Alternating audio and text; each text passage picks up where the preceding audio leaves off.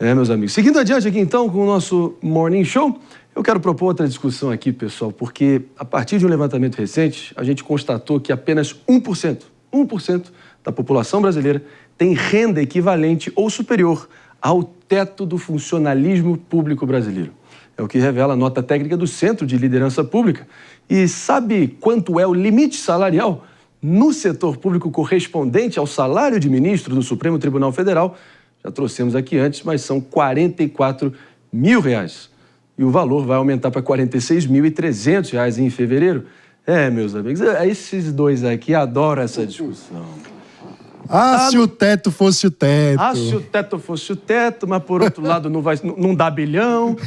Olha que dá bilhão. Então, dá bilhão essa conta. É surreal como a gente vê a completa desproporcionalidade, a disparidade, a desigualdade entre a elite do funcionalismo e o pagador de imposto que sustenta essa elite do funcionalismo. O CNJ tem um levantamento que mostra que hoje a renda média dos juízes brasileiros, veja só, não é a renda máxima, é a renda média, está em R$89 mil por mês, em função dos penduricalhos que fazem com que o teto do funcionalismo, esse valor que será atualizado para R$46.300, seja uma peça de ficção. A Constituição não vale para os agentes da lei que deveriam estar defendendo a letra da lei, estão burlando a letra da lei e a gente faz de conta que não tem nada demais com isso.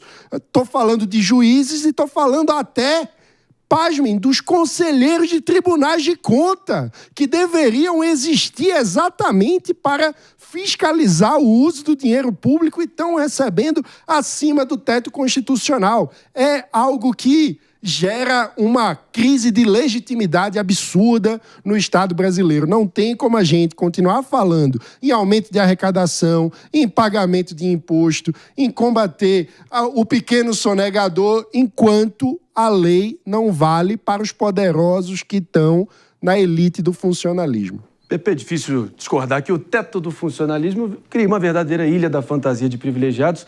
Chega até a ser uma cruel ironia, né, que o nosso primeiro presidente eleito desde a redemocratização, Fernando Collor de Mello, dizia que ia caçar os marajás e desde então os marajás nunca tiveram tão bem aqui no nosso país. Fato.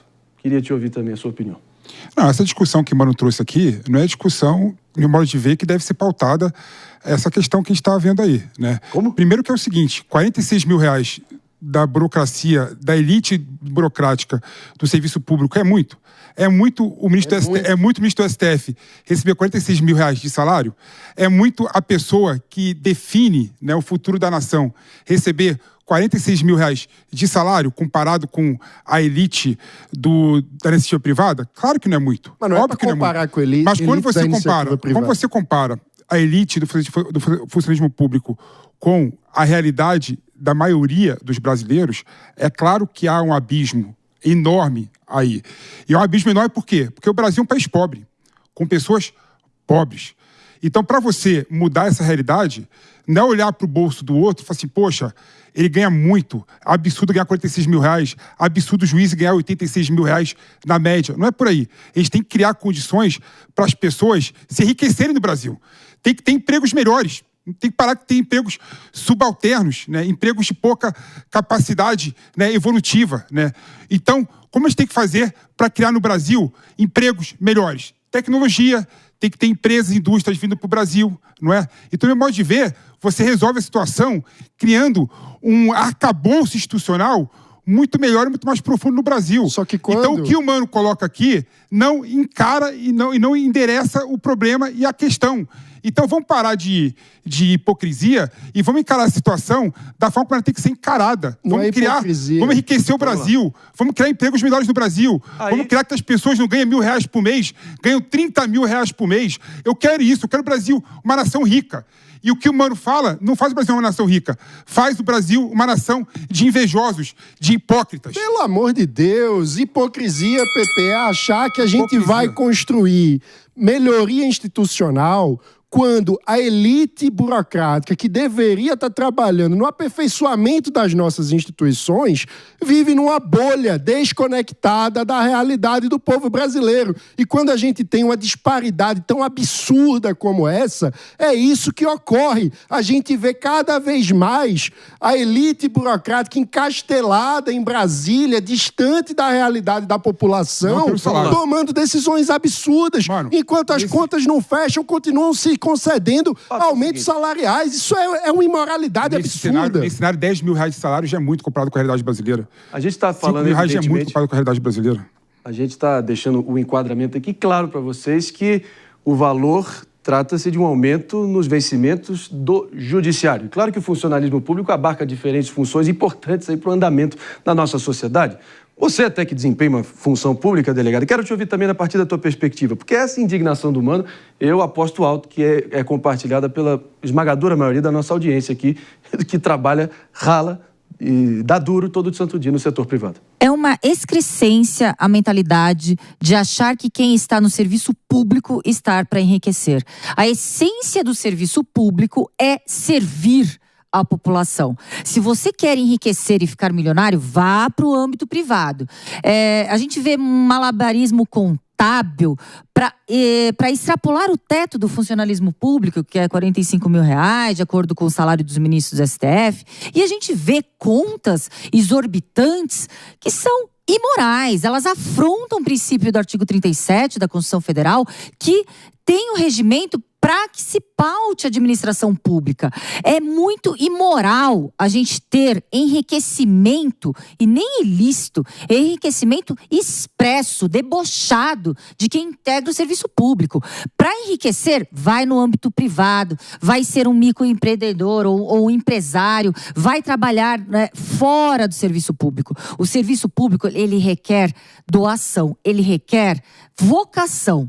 Ele não está ali para deixar pessoas se tornarem supermilionárias.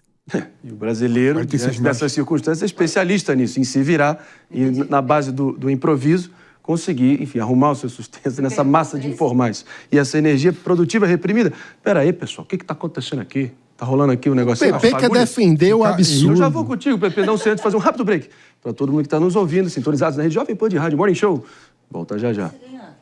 Enquanto eu estava tentando dar seguimento aqui à conversa, o pessoal aqui já estava no cochicho, fagulhas, flechas verbais, é isso? Ou eu interpretei errado? Vamos combinar o seguinte, claro que para você ser servidor público, você tem que ser vocacionado para isso, né? Mas 46 mil reais no teto não enriquece ninguém.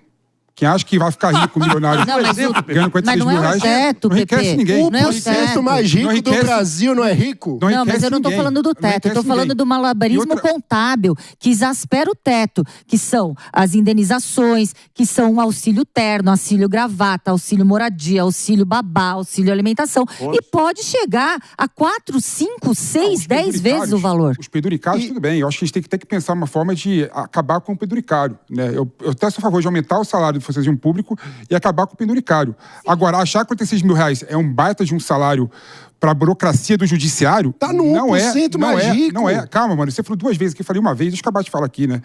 Então, acho que tem uma certa hipocrisia envolvendo isso. E se a gente quer discutir qualidade de serviço público, a gente tem que discutir também como que a gente remunera bem o serviço público para as pessoas boas quererem entrar no serviço público. E, no meu modo de ver, a questão aí é muito... É outra. Nós temos que pensar em formas de enriquecer o Brasil, enriquecer a população, não é? Se eu comparar uma pessoa que recebe 5 mil reais com a média do Brasil, 5 mil reais é salário elevadíssimo comparado com a média do Brasil. Então não é comparando o teto do funcionalismo público com a realidade do Brasil que a gente vai evoluir nessa discussão. E o Mano acha que não. Acho que vai resolver o problema das contas públicas diminuindo o salário dos juízes, dos desembargadores, dos agentes públicos. Não é por aí. A gente trouxe na semana passada, né, Mano, o caso de, sim, uma flagrante de vários juízes recebendo algo em torno, superando ali os 6 dígitos. 6 dígitos. Com todo tipo de eufemismo e juridiquês para justificar esses acréscimos e os penduricários que o PP bem condenou agora, e pelo menos a gente concordou nisso. Esse recorte está todo mundo na mesma página, né? Então são os famosos gratificação, bônus, abono, pagamentos retroativos, antecipação de férias e por aí vai. Ganhando o salário de Elon Musk sem produzir um prego. E o descolamento da realidade, dessa elite burocrática em relação à vida comum do brasileiro gera uma óbvia crise de legitimidade no Estado brasileiro. Como você vai pedir sacrifícios para a população? Como você vai cobrar impostos de quem mal tem o que comer, de quem está batalhando para pagar suas contas, enquanto nós temos marajás no setor público vivendo como 1% mais rico da população de uma forma completamente desconectada. Então isso gera uma crise de legitimidade que, no fim, põe em risco a própria democracia brasileira, porque qualquer sistema democrático,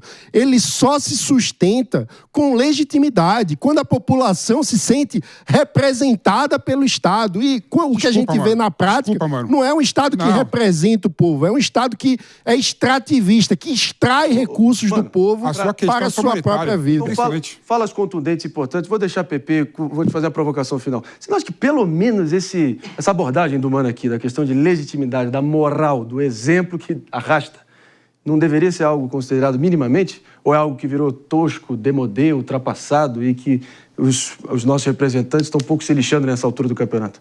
Não, a legitimidade que o Mano coloca aqui é legitimidade pelo valor monetário, né? Eu acho completamente errado, equivocado e míope essa visão. Na minha concepção, o poder público ele não tem legitimidade para a população porque presta serviço ruim. O serviço público do judiciário é um serviço ruim, né? Se for um serviço bom, independente de quanto ganha o juiz, o poder judiciário iria ter legitimidade perante a população como um todo, né? Então, mais uma vez, a métrica do Mano é só a métrica financeira.